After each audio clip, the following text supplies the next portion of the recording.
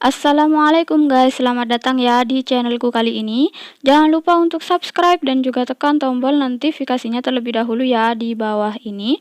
Oke, langsung aja di video kali ini aku bakalan share ke kalian semua tentang cara mengobati batuk dan juga pilek ya guys, dengan bahan-bahan yang biasa kita gunakan begitu ya. Ini dia bahan-bahannya. Nah, saya sebutkan langsung ya guys, ini dia minyak kayu putih ya untuk bahan yang bakalan kita pakai untuk mengobati batuk dan pilek. Oke, langsung aja kita buka tutupnya ya. Nah, seperti ini ya guys untuk langkah pertama. Nah, kita ambil minyak kayu putih yang kita siapkan ini. Kemudian kita langsung oleskan pada bagian dada ya guys. Seperti ini.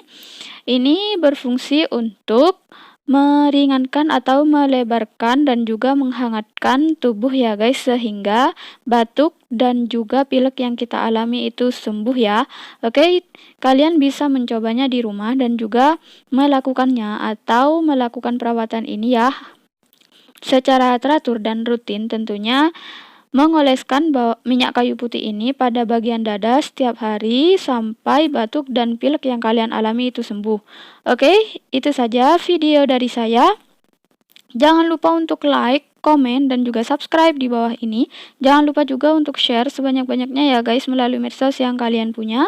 Terima kasih sudah menonton video saya kali ini. Assalamualaikum warahmatullahi wabarakatuh.